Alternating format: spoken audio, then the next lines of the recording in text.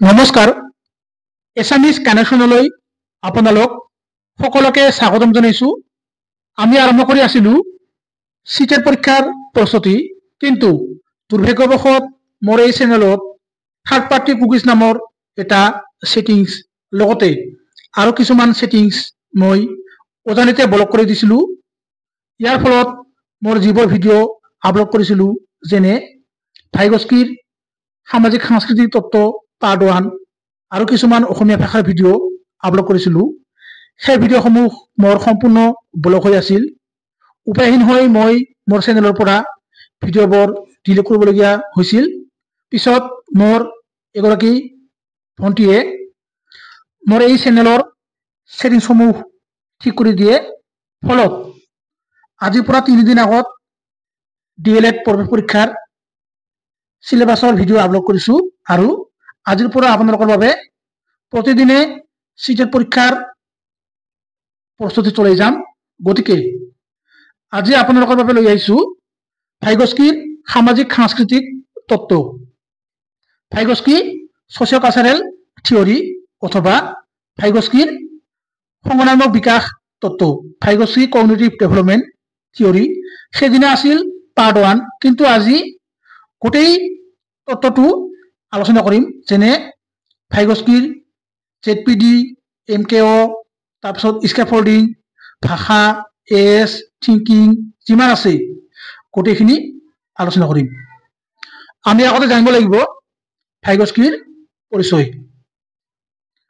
ভাইগস্কি আছিল এগৰাকী ৰাছিয়ান মনোবিজ্ঞানী। তেওঁৰ সম্পূৰ্ণ নাম হৈছে লেভ চিমনভিচ ভাইগস্কি। তেওঁৰ জন্ম হৈছিল 1896 চনত আৰু মৃত্যু হৈছিল 1934 চনত। তেওঁ হৈছে সামাজিক গঠনবাদৰ পিতৃ, দ্য ফাদাৰ অফ ছ'চিয়েল কনষ্ট্ৰাকটিভিষ্ট। তাৰপিছত ভাইগস্কি হৈছে এনে এজন শিশু মনোবিজ্ঞানী যিয়ে শিশুৰ শিক্ষণ প্ৰক্ৰিয়াৰ সামাজিক দিশৰ ওপৰত সৰ্বাধিক গুৰুত্ব প্ৰদান কৰিছিল। ভাইগস্কি এম্ফাচাইজ ইন ছ'চাইটি, সেইবাবে তেওঁক সামাজিক গঠনবাদৰ পিতৃ বুলি কোৱা হয়। কিয় কোৱা হয়? তেওঁ শিশুৰ শিক্ষণ প্ৰক্ৰিয়াৰ সামাজিক দিশৰ ওপৰত অধিক গুৰুত্ব প্ৰদান কৰিছিল, সেইকাৰণে তেওঁক সামাজিক গঠনবাদৰ পিতৃ বুলি কোৱা হয়। এই যিটো সামাজিক গঠনবাদ মানে social constructivist, what is cognitive development, ইয়াৰ ভিডিঅ' মই মোৰ চেনেলত আপলোড কৰিছোঁ, আপোনালোকে প্লে লিষ্টত গৈ চাব পাৰিব। তাৰপিছত ভাইগস্কিয়ে তেওঁৰ সামাজিক সাংস্কৃতিক বিকাশ তত্ত্বৰ ওপৰত কিছুমান গুৰুত্বপূৰ্ণ মতামত আগবঢ়াইছিল, যেনে 1 নম্বৰ, ভাইগস্কিয়ে পিয়াজেৰ দৰেই কৈছিল যে শিশুৱে নিজেই জ্ঞানৰ নিৰ্মাণ কৰিব পাৰে, মানে চিলড্ৰেন কনষ্ট্ৰাক্ট নলেজ। পিয়াজে কৈছিল আৰু ভাইগস্কিও কৈছিল। তাৰপিছত ভাইগস্কিয়ে সমাজৰ ওপৰত সৰ্বাধিক গুৰুত্ব প্ৰদান কৰিছিল আৰু কৈছিল সমাজতহে শিশুৰ বিকাশ সম্ভৱ হয়, অৰ্থাৎ development is possible in society. অৰ্থাৎ শিশুৰ বিকাশত নিজৰ সমাজখনে অতি গুৰুত্বপূৰ্ণ ভূমিকা গ্ৰহণ কৰে, মানে society play a significant or crucial role in the development of children or child। 3 number, তেওঁৰ মতে মানে ভাইগস্কিৰ মতে শিশুৰ সংগ্ৰামক বিকাশ সম্ভৱ হয় কেৱল সামাজিক আন্তঃক্ৰিয়া মানে ছ'চিয়েল ইণ্টাৰেকশ্যনৰ জৰিয়তে। Cognitive development is possible through interaction, মানে শিশুৱে যিমানেই সমাজৰ লগত কথোপকথন কৰিব, সামাজিক যোগাযোগ কৰিব, ভাৱৰ আদান প্ৰদান কৰিব, সেই আদান প্ৰদানৰ জৰিয়তে কি হয়, সামাজিক বিকাশ সম্ভৱ হয় আৰু সংগ্ৰামক বিকাশ সম্ভৱ হয়। কোনে কৈছিল? ভাইগস্কিয়ে। তাৰপিছত তেওঁ সংস্কৃতিৰ ওপৰত গুৰুত্ব প্ৰদান কৰি কৈছিল যে সকলো শিশুৰে সংস্কৃতি বেলেগ বেলেগ, মানে every child culture is different. সেইকাৰণেই সামাজিক সাংস্কৃতিক দিশসমূহে শিশুৰ বিকাশ আৰু শিক্ষণ প্ৰক্ৰিয়াত গুৰুত্বপূৰ্ণ ভূমিকা গ্ৰহণ কৰা দেখা যায়। কি কৈছিল? তেওঁ কৈছিল যিমান পৃথিৱীত শিশু আছে সেই শিশুৰ সংস্কৃতি বেলেগ বেলেগ। যেনে আমাৰ অসমৰ যিখিনি ল'ৰা ছোৱালী আছে যদি আমেৰিকাত পঢ়িব যায় নাইবা বিশেষকৈ আমাৰ অসমৰ ল'ৰা ছোৱালী মহাৰাষ্ট্ৰ নাইবা তামিলনাডুত পঢ়িব যায়, তাৰ ভাষা তাৰ আচাৰ ব্যৱহাৰ সংস্কৃতি বেলেগ আৰু আমাৰ অসমৰ বেলেগ। গতিকে এটা আন্তত প্ৰভাৱ পেলাব, তাকে বুজাব বিচাৰিছে। মানে সংস্কৃতি বেলেগ বেলেগ, সামাজিক দিশসমূহ বেলেগ বেলেগ আৰু ইয়ে শিশুৰ শিক্ষণ আৰু বিকাশ প্ৰক্ৰিয়াত গুৰুত্বপূৰ্ণ ভূমিকা গ্ৰহণ কৰা দেখা যায়। তাৰপিছত তেওঁ কৈছিল শিশুৱে নিজৰ সমাজখনৰ লগত সামাজিক আন্তঃক্ৰিয়া অৰ্থাৎ ইণ্টাৰেক্ট, সামাজিক আন্তঃক্ৰিয়াৰ জৰিয়তে লাৰ্ণিং কৰে, মানে শিকে। তাৰপিছত বিভিন্ন তথ্য মানে ইনফৰমেশ্যনসমূহ সংগ্ৰহ কৰে আৰু পিছত সেই তথ্যসমূহক ইণ্টাৰনেলাইজ কৰে আৰু কি কৰে নিজৰ ভিতৰত সোমাই লয়। মানে কি কৈছে? তেওঁ কৈছিল শিশুৱে নিজৰ সমাজখনৰ লগত সামাজিক আন্তঃক্ৰিয়া কৰে, মানে কথোপকথন কৰে, মানে কি কৰে যোগাযোগ কৰে, এজনে আনজনৰ লগত যোগাযোগ কৰে, খেলা ধূলা কৰে। তাৰপিছত কিছুমান তথ্য সংগ্ৰহ কৰে, সেই তথ্যসমূহ নিজৰ ভিতৰত কি কৰে সোমাই লয়, মানে ইণ্টাৰনেলাইজ কৰে, মানে ইণ্টাৰনেলাইজেশ্যন মানে আভ্যন্তৰীণকৰণ কৰে। টকা দিছো ভাইগস্কিৰ মতে শিশুৱে প্ৰথমতে মনোবৈজ্ঞানিক আন্তঃক্ৰিয়া, এই আন্তঃক্ৰিয়াৰ জৰিয়তে সমাজৰ পৰা শিকে আৰু পিছত তাক ইণ্টাৰনেলাইজেশ্যন কৰি লয়, অৰ্থাৎ আভ্যন্তৰীণকৰণ কৰি লয়, মানে নিজৰ ভিতৰত সোমাই লয়। যেনে ঘৰত মাক দেউতাকে নিজৰ শিশুটিক যেতিয়া শ্লেট পেঞ্চিলত অৰ্থাৎ শিলত পেঞ্চিলত লিখিবলৈ শিকাই দিয়ে, পিছত তেতিয়া শিশুটিয়ে নিজে নিজে লিখিবলৈ চেষ্টা কৰে। তাৰপিছত মাক দেউতাকে নিজৰ শিশুটিক যেতিয়া প্লাষ্টিকৰ গাড়ী এখন চলাবলৈ শিকাই দিয়ে, তেতিয়া শিশুটিয়ে গাড়ীখন নিজে চলাবলৈ চেষ্টা কৰে, কিন্তু প্ৰথমতে নিজে চলাব নাপায়। ইয়াকে কোৱা হয় চাইকলজিকেল ইণ্টাৰেকশ্যন, মানে মনোবৈজ্ঞানিক আন্তঃক্ৰিয়া, বহুত গুৰুত্বপূৰ্ণ হয়। 6 নম্বৰ, ভাইগস্কিয়ে শিশুৰ বয়স আৰু জৈৱিক পৰিপক্কতাক কি কৰিছিল উপেক্ষা কৰিছিল, মানে গুৰুত্ব দিয়া নাছিল।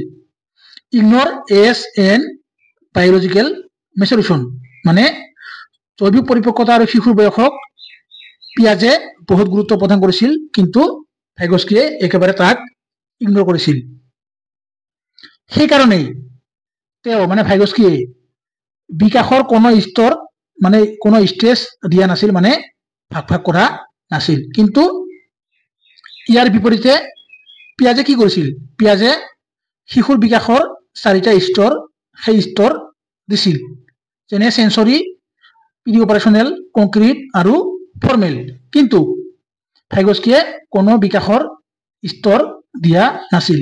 তেওঁৰ মতে মানে ভাইগস্কিৰ মতে বিকাশ হৈছে এক অবিৰত প্ৰক্ৰিয়া, অৰ্থাৎ development is a continuous process, যি শিশুৰ জন্মৰ পৰাই আৰম্ভ হয় আৰু মৃত্যুৰ আগমুহূৰ্তলৈকে চলি থাকে। অৰ্থাৎ তেওঁৰ মতে বিকাশ হৈছে এক জীৱন ব্যাপী চলা প্ৰক্ৰিয়া। কিন্তু ইয়াৰ বিপৰীত মানে কি? মানে একেই কৈছিল শিক্ষাৰ ক্ষেত্ৰত জন ডিউৱে, শিক্ষা হৈছে এক জীৱন ব্যাপী চলা প্ৰক্ৰিয়া, কিন্তু বিকাশৰ ক্ষেত্ৰত ভাইগস্কিয়ে কৈছিল জীৱন ব্যাপী চলা এক প্ৰক্ৰিয়া। তাৰপিছত ভাইগস্কিৰ মতে শিশুৰ বিকাশ প্ৰক্ৰিয়াত শিক্ষণে গুৰুত্বপূৰ্ণ ভূমিকা গ্ৰহণ কৰে। Learning leads or helps in development. তেওঁৰ মতে শিশুৱে প্ৰথমতে শিক্ষণ অভিজ্ঞতা লাভ কৰে, তাৰপিছতহে বিকাশ হয়। মানে শিশুৱে প্ৰথমতে শিকে, কিবা এটা বস্তু শিকে, তাৰপিছতহে শিশুৰ বিকাশ হয়। কিন্তু পিয়াজে ইয়াৰ বিপৰীত কৈছিল। ইয়াৰ ভিডিঅ' মই পৰৱৰ্তী সময়ত লৈ আহিম। 8 নম্বৰ, তেওঁ কৈছিল শিশুৰ বিকাশ সম্ভৱ হয় দলগত শিক্ষণৰ জৰিয়তে। তেওঁ শিক্ষণক বিকাশৰ সঁজুলি বা আহিলা বুলি কৈছিল। মানে cognitive development is possible through group learning. আপোনালোকে নিশ্চয় গ্ৰুপ লাৰ্ণিং কৰিছে, DLEDত যিবিলাকে পঢ়ি আছে, আমিও কৰিছিলোঁ। আৰু learning is a tools of development, মানে শিক্ষণ হৈছে বিকাশৰ মূল কি আহিলা বা সঁজুলি। বহুত গুৰুত্বপূৰ্ণ। তাৰপিছত ভাইগস্কিয়ে চিন্তা আৰু ভাষা সম্বন্ধে মতামত আগবঢ়াই কৈছিল, চিন্তা অবিহনে ভাষা হ'ব নোৱাৰে আৰু ভাষা অবিহনে চিন্তা হ'ব নোৱাৰে। তেওঁৰ মতে শিশুৰ চিন্তা আগত নাহে আৰু ভাষাও আগত নাহে, অৰ্থাৎ চিন্তা আৰু ভাষা দুয়োটাই একেলগে কাম কৰে। সেইবাবে তেওঁ কৈছিল আমি যিদৰে চিন্তা কৰোঁ সেইধৰণে আমি তাৰ আচৰণ কৰোঁ। কিন্তু ইয়াৰ বিপৰীত পিয়াজে কি কৈছিল? পিয়াজে কৈছিল নহয়, শিশুৱে আগতে চিন্তা কৰে, তাৰপিছতহে কথা কয়। মানে চিন্তা আগত আহে, ভাষা পিছত আহে, আৰু শিশুৰ বয়সেহে শিশুৰ বিকাশত গুৰুত্বপূৰ্ণ ভূমিকা গ্ৰহণ কৰে আৰু মেচুৰিটি মানে পৰিপক্কতাই গুৰুত্বপূৰ্ণ ভূমিকা গ্ৰহণ কৰে। কিন্তু পিয়াজে তাৰ বিপৰীত। তাৰপিছত ভাইগস্কিয়ে দুই ধৰণৰ শিক্ষণৰ সঁজুলি বা আহিলাৰ কথা কৈছিল, অৰ্থাৎ লাৰ্ণিং টুলছৰ কথা কৈছিল। যেনে 1 নম্বৰ ৰিয়েল টুলছ মানে বাস্তৱ আহিলা, আৰু সাইকোলজিকেল টুলছ মানে মনোবৈজ্ঞানিক আহিলা। যেনে বাস্তৱ আহিলা হৈছে মোবাইল, কম্পিউটাৰ, ব্লেকবোৰ্ড, প্ৰজেক্টৰ, কলম, পেঞ্চিল, ডাষ্টাৰ, স্কেল, যিমান আছে অভাৰহেড প্ৰজেক্টৰ যিমান আছে। তাৰপিছত মনোবৈজ্ঞানিক আহিলা হৈছে ভাষা, চিহ্ন, সংকেত, প্ৰতীক, অংগী ভংগী মানে জেষ্টাৰ, চাইন লেংগুৱেজ ইত্যাদি। এইবোৰ হৈছে সাইকোলজিকেল টুলছ। তাৰপিছত এতিয়া আহিছোঁ ভাইগস্কিয়ে তেওঁৰ তত্ত্বত 3টা গুৰুত্বপূৰ্ণ দিশ আগবঢ়াইছিল। ইয়াৰ পৰা বাৰে বাৰে প্ৰশ্ন আহিবই, 2 নম্বৰ আহিবই। যেনে 1 নম্বৰ সমীপৱৰ্তী বিকাশ মণ্ডল, অৰ্থাৎ জ'ন অফ প্ৰক্সিমল ডেভেলপমেণ্ট। জ'ন মানে হৈছে এৰিয়া, অৰ্থাৎ অঞ্চল বা এলেকা। প্ৰক্সিমল মানে হৈছে নিয়াৰ এবাউট, অৰ্থাৎ কাষতে থকা বা ওচৰতে থকা। আৰু ডেভেলপমেণ্ট মানে হৈছে বিকাশ। ভাইগস্কিৰ মতে শিশুৰ প্ৰকৃত বিকাশ আৰু সম্ভাৱনীয়তাৰ বিকাশৰ মাজত থকা পৰ্যায় মানে ষ্টেজ, সেই ষ্টেজক সমীপৱৰ্তী বিকাশ মণ্ডল বুলি কোৱা হয়, মানে ZPD বুলি কোৱা হয়। জ'ন অফ প্ৰক্সিমল ডেভেলপমেণ্টৰ এটা সৰু ৰূপ আছে, তাক আমি ZPD বুলি কওঁ। জ'ন মানে হৈছে এৰিয়া বা অঞ্চল, প্ৰক্সিমল মানে হৈছে নিয়াৰ এবাউট মানে ওচৰতে থকা, আৰু ডেভেলপমেণ্ট মানে হৈছে বিকাশ। আপোনালোকে নিশ্চয় জানেই। তাৰপিছত ভাইগস্কিয়ে তেওঁৰ সমীপৱৰ্তী বিকাশ মণ্ডলক 2টা ভাগত ভাগ কৰিছিল। যেনে ক নম্বৰ বৰ্তমানৰ বিকাশৰ স্তৰ একচুৱেল ডেভেলপমেণ্ট, যেনে, আৰু 2 নম্বৰ হৈছে পটেনচিয়েল ডেভেলপমেণ্ট মানে সম্ভাৱনীয়তাৰ বিকাশৰ স্তৰ। যদি আমি চাওঁ বৰ্তমানৰ বিকাশৰ স্তৰ একচুৱেল ডেভেলপমেণ্ট, শিশুৱে যদি কাৰো একো সহায় নোলোৱাকৈ নিজে কোনো এটা কাম মানে টাস্ক নিজে সম্পূৰ্ণ কৰিব পাৰে, নাইবা কোনো এটা নিৰ্দিষ্ট লক্ষ্যত উপনীত হ'ব পাৰে, মানে গ'ল এচিভ কৰিব পাৰে, তেন্তে তাক বৰ্তমানৰ বিকাশৰ স্তৰ বুলি কোৱা হয় বা একচুৱেল ডেভেলপমেণ্ট বুলি কোৱা হয়। মানে কি শিশুৱে মানে বাস্তৱত মানে বৰ্তমান পৰিস্থিতি যিখিনি জানেই তাকে কোৱা হয় বৰ্তমানৰ বিকাশৰ স্তৰ, মানে একচুৱেল ডেভেলপমেণ্ট। আৰু যেতিয়া বেলেগৰ সহায় ল'বলগীয়া হয় তাক কোৱা হয় পটেনচিয়েল ডেভেলপমেণ্ট। এতিয়া আহিছোঁ 6 নম্বৰ সম্ভাৱনীয়তাৰ বিকাশৰ স্তৰ মানে পটেনচিয়েল ডেভেলপমেণ্ট। শিশুৱে যদি কোনো এটা কাম বা টাস্ক নাইবা কোনো এটা নিৰ্দিষ্ট লক্ষ্যত উপনীত হ'বৰ বাবে মানে গোল এচিভ কৰিবৰ বাবে আন কাৰোবাৰ সহায় ল'বলগীয়া হয়, অৰ্থাৎ বেলেগৰ সহায় লৈহে সেই কামটো সম্পূৰ্ণ কৰিব পাৰে, তেন্তে তাৰ সম্ভাৱনীয়তাৰ বিকাশৰ স্তৰ বা পটেনচিয়েল ডেভেলপমেণ্ট বুলি কোৱা হয়। যেনে আমি মেট্ৰিক পৰীক্ষাত গণিতৰ টিউশ্যন কৰিছিলোঁ, ইংৰাজী টিউশ্যন কৰিছিলোঁ, গ্ৰেজুৱেশ্যনত ইংৰাজী টিউশ্যন কৰিছিলোঁ ইত্যাদি। তাৰপিছত সমীপৱৰ্তী বিকাশ মণ্ডল অৰ্থাৎ ZPD বৈশিষ্ট্য, যেনে 1 নম্বৰ learners can do anything or learn, অৰ্থাৎ ছাত্ৰ ছাত্ৰীয়ে যিকোনো কাম নিজে কৰিব পাৰে আৰু শিকিব পাৰে। এই যিটো learner can do anything or learn, এইটো ডাইৰেক্ট চিটেট পৰীক্ষাত আহিছিল আৰু অপশ্যনত আছিল। 2 number learners work himself or without help, অৰ্থাৎ ছাত্ৰ ছাত্ৰীয়ে যিকোনো কাম নিজে কৰিব পাৰে অথবা আনৰ সহায় লৈও কৰিব পাৰে। 3 number ZPD is a dynamic and changeable process, অৰ্থাৎ সমীপৱৰ্তী বিকাশ মণ্ডল হৈছে এক গতিশীল আৰু পৰিৱৰ্তনশীল প্ৰক্ৰিয়া। কিয়নো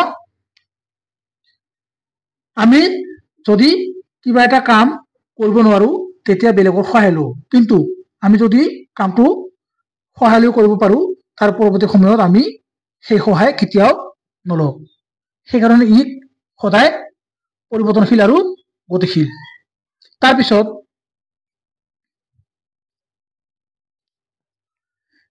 4 নম্বৰ স্কেফল্ডিং, ইয়াৰ অসমীয়া হৈছে আধাৰ প্ৰস্তুতকৰণ বা স্কেফল্ডিং।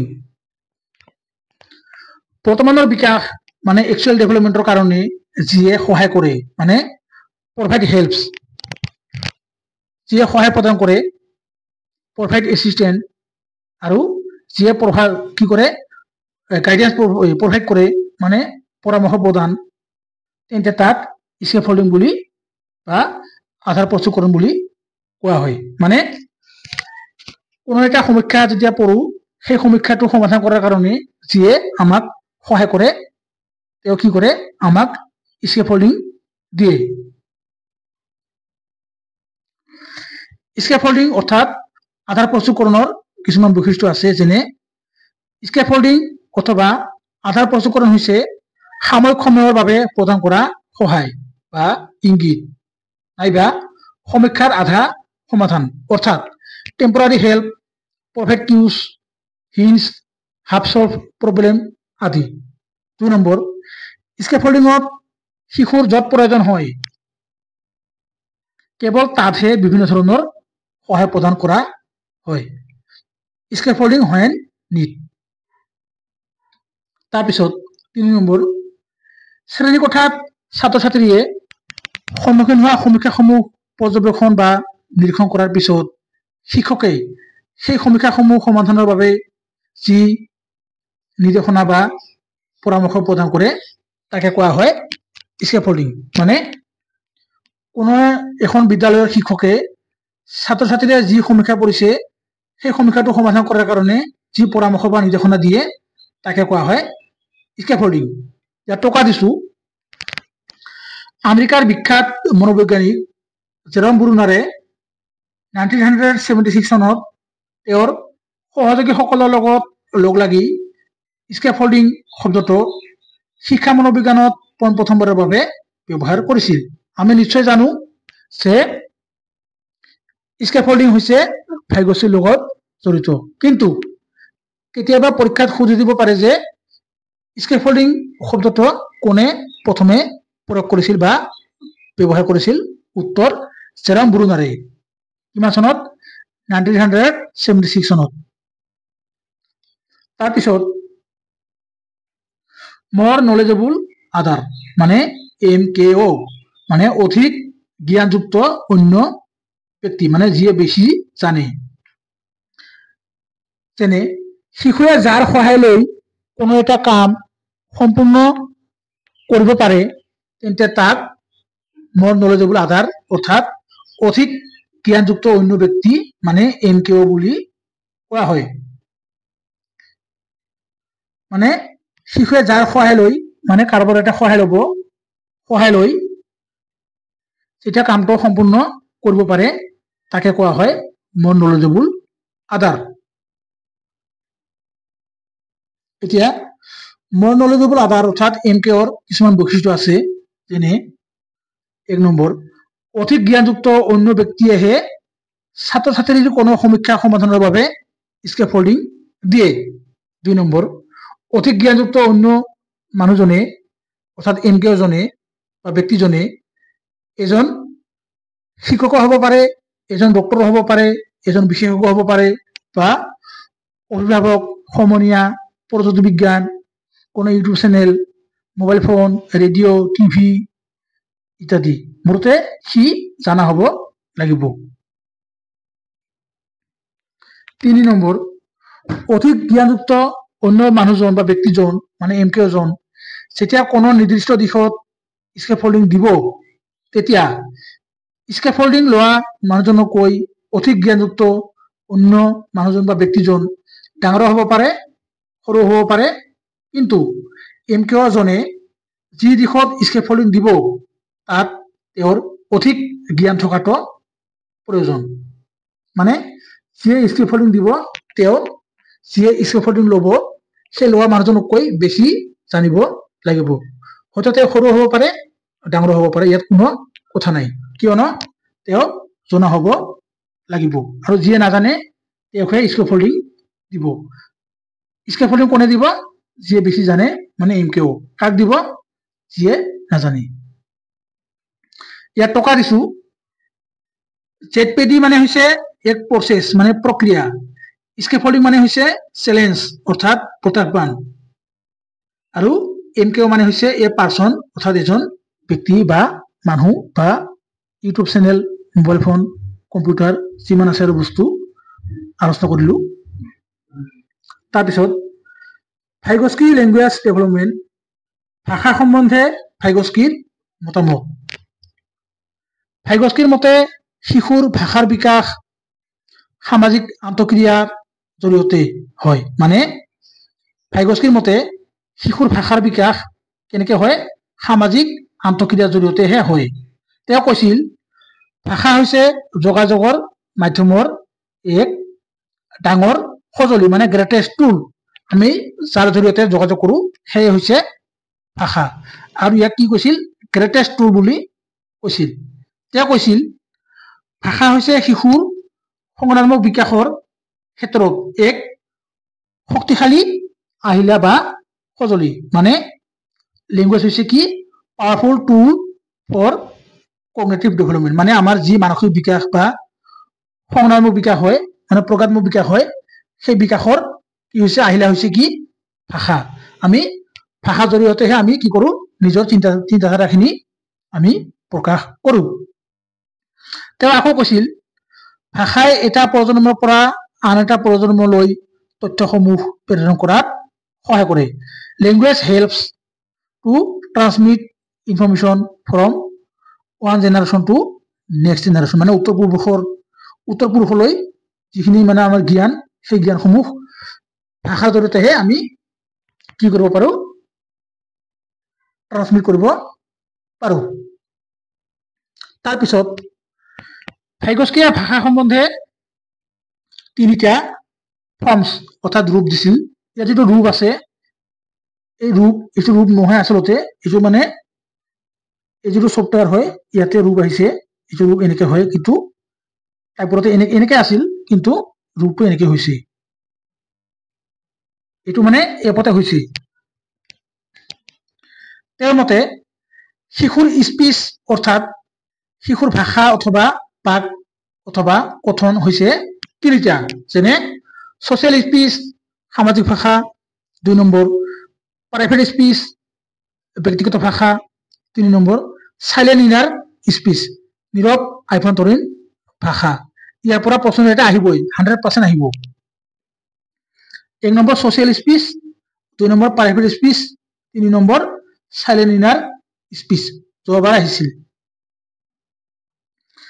ভাইগস্কিয়ে আগবঢ়োৱা ভাষাৰ বিভিন্ন বৈশিষ্ট্যসমূহ হৈছে 1 নম্বৰ তেওঁৰ মতে শিশুৱে যেতিয়া সোসাইটিৰ লগত মানে সমাজৰ লগত ইন্টাৰেক্ট কৰে অৰ্থাৎ আন্তঃক্ৰিয়া কৰে মানে কমিউনিকেট কৰে মানে যোগাযোগ কৰে তেতিয়া শিশুৰ সোশ্যাল স্পিচ ডেভেলপ হয় মানে সামাজিক ভাষা বিকাশ হয় মানে শিশুৱে ক'ত যোগাযোগ কৰে সমাজৰ লগত সমাজত কোন থাকে তেওঁৰ লগৰীয়া মা দেউতা ইত্যাদি যেতিয়া মানে যোগাযোগ কৰে যোগাযোগ কৰাৰ লগে লগে শিশুৰ কি হয় ভাষাৰ বিকাশ কি হয় হয় মানে সোশ্যাল স্পিচ সামাজিক ভাষা এই সামাজিক ভাষাৰ বিকাশ হয় তেওঁৰ মতে শিশু যেতিয়া আৰু অলপ ডাঙৰ হ'বলৈ ধৰে তেতিয়া এই সোশ্যাল স্পিচে কি হয় প্ৰাইভেট স্পিচলৈ ডেভেলপ হয় বা বিকাশ হয় মানে যেতিয়া আৰু অলপ ডাঙৰ হয় তেতিয়া এই যিটো সামাজিক ভাষা এই সামাজিক ভাষাই কি হয়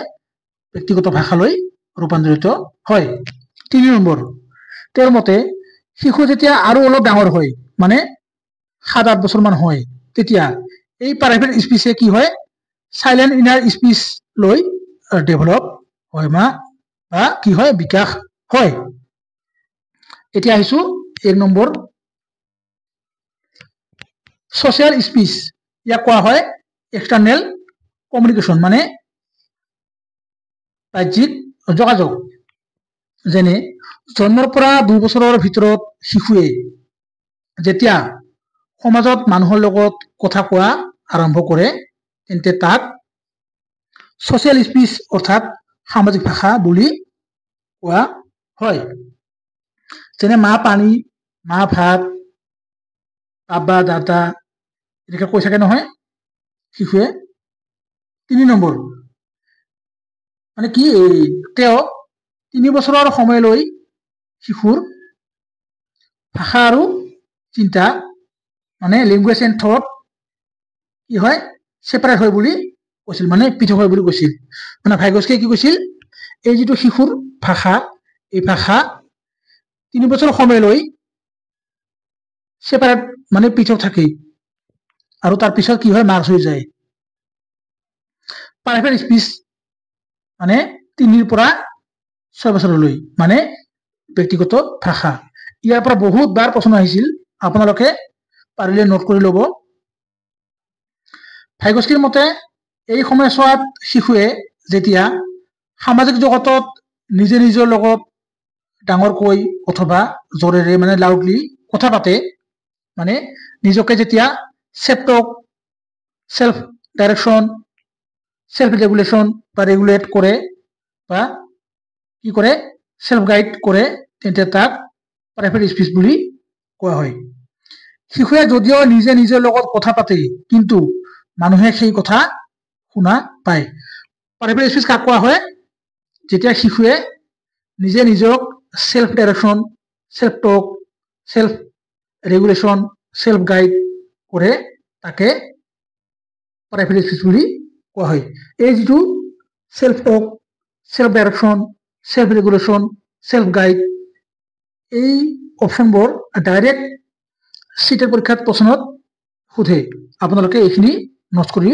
ল'ব কেনেকৈ কাক কোৱা হয় যেতিয়া জোৰে জোৰে কথা পাতে আৰু লাউডলি কথা পাতে আৰু বেলেগে শুনা পায় তাকে কোৱা হয় প্ৰাইভেট স্পিচ যদিও প্ৰাইভেট বুলি কোৱা হৈছে কিন্তু বেলেগে শুনা পায় তাৰপিছত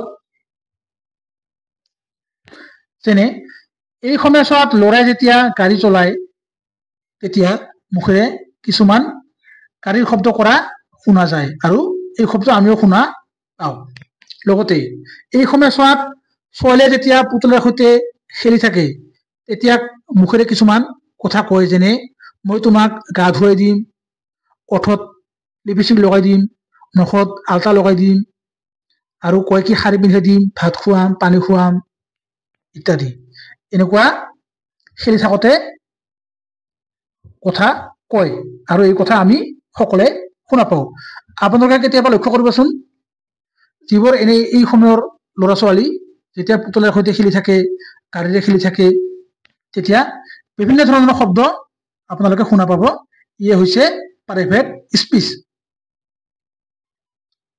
তেওঁৰ মতে শিশুৱে ৩ বছৰ পাৰ হৈ যেতিয়া ৬, ৭ আৰু 8 বছৰত ভৰি দিয়ে তেতিয়া শিশুৰ ভাষা আৰু চিন্তা দুয়োটাই কি হয় সেই দুয়োটাই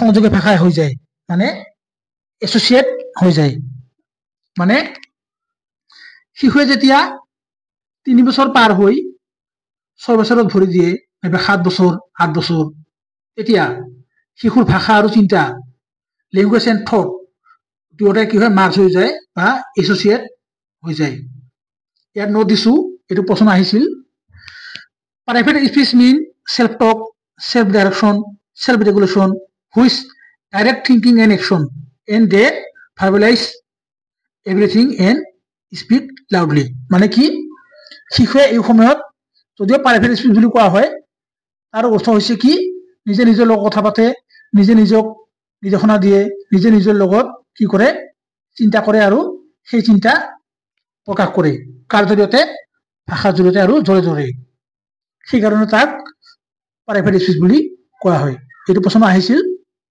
সেইকাৰণে মই নোটছ হিচাপে দিছো তাৰপিছত সাইলেন্ট ইনাৰ স্পীচ 7 ইয়াৰ প্লাছ মানে নীৰৱ আভ্যন্তৰীণ ভাষা ভাগ্যশ্ৰীৰ মতে এই সময়ছোৱাত শিশুৱে নিজে নিজৰ লগত মনৰ ভিতৰতে কথা পাতে আৰু এই কথা বেলেগে শুনা নাপায় অৰ্থাৎ ভাৰ্বেলাইজেশ্যন নহয় মানে 7 বছৰ প্লাছ মানে কি শিশু অলপ আৰু ডাঙৰ হ'ল সেইকাৰণে এতিয়া কি কৰে শিশুৱে মনে মনে নিজে নিজৰ লগত কথা পাতে আৰু এই কথা কোনেও শুনা নাপায় ইয়াকে কোৱা হয় সাইলেন্ট ইনাৰ স্পীচ মানে এই কথা শিশুৰ নিজৰ ভিতৰতে মানে ইন্টাৰনেলাইজ হয় আৰু ইয়াকে সাইলেন্ট ইনাৰ স্পীচ বুলি কোৱা হয় এই সময়ছোৱাত শিশুৰ ভাষাৰ লগতে কগনিটিভ অৰ্থাৎ সংজ্ঞানাত্মক দিশৰ বিকাশ হোৱা দেখা যায় কিয়নো ভাষাৰ বিকাশ হোৱাৰ লগে লগে কি কৰিব তেওঁৰ চিন্তাৰো বিকাশ হ'ব মানে কথা কোৱাৰ লগে লগে আমি কি কৰিব লাগিব চিন্তা কৰিব লাগিব আমি কেনেদৰে কথা কম কথা কওঁতে বেলেগে বুজিব পাৰে নে নোৱাৰে গতিকে অট'মেটিক কি আহে চিন্তা আহে ভাষা চিন্তা দুয়োটাই একেই মানে ভাগ্যশ্ৰীয়ে কৈছিল ভাষা আৰু চিন্তা এটা আনটোৰ লগত জড়িত ভাগ্যশ্ৰীৰ মতে 6, 7 আৰু 8 বছৰ পাৰ হৈ যেতিয়া শিশুৱে আৰু অলপ ডাঙৰ হয় তেতিয়া ভাষা আৰু চিন্তা দুয়োটাই কি হয় ইণ্টাৰকানেক্টেড অৰ্থাৎ আন্তঃসংযুক্ত হৈ যায় মানে লেংগুৱেজ এণ্ড থট কি হয় ইণ্টাৰকানেক্টেড মানে আন্তঃসংযুক্ত হৈ যায় ইণ্টাৰকানেক্টেড মানে হৈছে এটাক বাদ দি আনটো হ'ব নোৱাৰে মানে ভাষা অবিহনে চিন্তা কৰিব নোৱাৰে আৰু চিন্তা অবিহনে ভাষা ক'ব নোৱাৰে বিকাশৰ ক্ষেত্ৰত যেনেকৈ আমি পাইছো বংশগতি আৰু পৰিৱেশ এই পৰিৱেশে যুটীয়া প্ৰভাৱ হিচাপে কাম কৰে ঠিক তেনেকুৱাই ভাষা আৰু চিন্তা এটাই আনটোৰ ওপৰত প্ৰভাৱ পেলায় মানে এটা নহলে আনটো হ'ব নোৱাৰে আৰু এটা যদি হয় সেইটো থাকিবই লাগিব যদি ভাষা আহে চিন্তা আহিব লাগিব আৰু যদি চিন্তা আহে ভাষা আহিব লাগিব কিন্তু পিয়াজে ইয়াৰ বিপৰীত কৈছিল তাৰপিছত এটা উদাহৰণ দিছো যেনে পৰীক্ষাত প্ৰশ্ন উত্তৰ আমি যেতিয়া লিখি থাকোতে হঠাৎ কোনো এটা সেন্টেন্স বা ওয়াৰ্ডস যেতিয়া আমাৰ মনত নাহে তেতিয়া আমি মনে মনে চিন্তা কৰো আৰু মনত পেলাব চেষ্টা কৰো যে এই যেটো বাক্য বা ওয়াৰ্ড এটো কোনটো শাৰীত আছে কি শব্দটো কি আছিল কোনটো প্যাৰাগ্ৰাফত আছে আমি তাক চিন্তা কৰো আৰু এই যেটা চিন্তা কৰো এই চিন্তা কৰাৰ লগে লগে কি হয় আমাৰ চিন্তা আহে আৰু মনে মনে আমি পৰীক্ষা হলত মুখেৰে মানে মনে মনে চিন্তা কৰি কথা পাতো যে এইটো এনেকে আছিল অমুক পৃষ্ঠাত আছিল ইত্যাদি আৰু আমি তাক চিন্তা কৰো আৰু নিজৰ মনৰ ভিতৰতে কথা পাতো এই সময়ছোৱাত আমি যদি কাৰোবাক মাতিব লগা হয় তেন্তে আমি মুখেৰে নামাতি হাতেৰে ইশাৰা দি বা ইংগিত দি মাতিব পাৰো আৰু এই কথা কোনেও শুনা নাপায় ইয়াকে কোৱা হয় সাইলেন্ট ইনাৰ স্পীচ এতিয়া আহিছো এডুকেশ্যনেল এপ্লিকেশ্যন মানে শৈক্ষিক প্ৰয়োগ ভাগ্যশ্ৰীয়ে কৈছিল শিশুসকলক সতীৰ্থ কাৰ্যাৱলী মানে পিয়াৰ এক্টিভিটি দিব লাগে যাতে শিশুসকলৰ দলগত শিক্ষণ মানে গ্ৰুপ লাৰ্ণিং হয় আৰু ইয়াৰ জৰিয়তে সিহঁতৰ মাজত সহযোগিতা বৃদ্ধি হয় মানে কোঅপাৰেশ্যন হয় 2 নম্বৰ তেওঁ কৈছিল শিক্ষকে শিশুৰ জেডপিডিৰ বিষয়ে অনুসন্ধান কৰিব লাগে আৰু য'ত অসুবিধা হয় কেৱল তাতহে স্কেফোল্ডিং দিব লাগে যেনে demonstration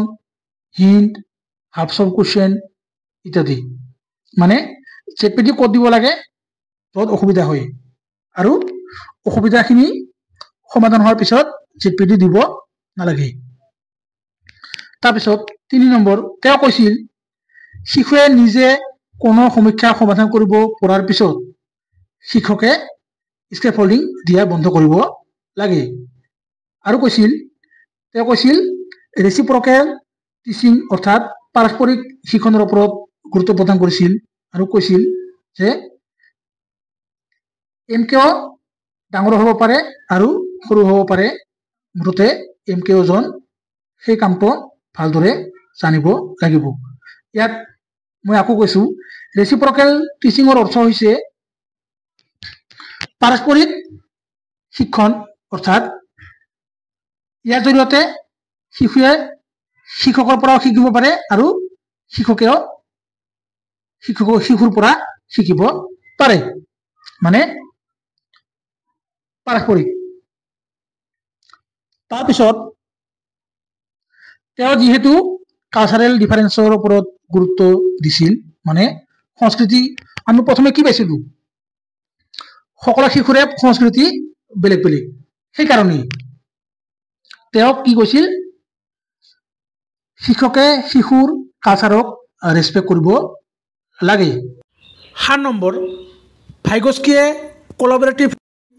cooperative learning collaborative project group learning peer tutoring and assist learning আদিৰ ওপৰত গুৰুত্ব প্ৰদান কৰিছিল তেওঁৰ মতে জেডপিডিত যদি শিশুৱে নিজে নাইবা আনৰ সহায় লৈ কোনো এটা কাম কৰিব পাৰে তেতিয়াহে শিশুৰ পটেনশিয়েল পইণ্ট জানিব পৰা যায় এতিয়া আহিছো ভাগ্যশ্ৰী তত্ত্বৰ সমালোচনা ভাগ্যশ্ৰীয়ে তেওঁৰ এই তত্ত্বত কেৱল এনভাইৰনমেণ্টক বেছি গুৰুত্ব প্ৰদান কৰিছিল আৰু সোসাইটি তাৰপিছত কালচাৰ লেংগুৱেজ আদিৰ ওপৰত অধিক গুৰুত্ব প্ৰদান কৰিছিল কিন্তু হেৰিডিটি অৰ্থাৎ বংশগতি বায়োলজিক্যাল মেচুৰেশ্যন মানে জৈৱিক পৰিপক্কতা আৰু শিশুৰ বয়সক ইগনোৰ কৰা দেখা গৈছিল তাৰপিছত তেওঁ এই তত্ত্বৰ জৰিয়তে শিশুৰ সামাজিক সাংস্কৃতিক বিকাশৰ ওপৰত এটা জেনাৰেল আইডিয়াহে দিছিল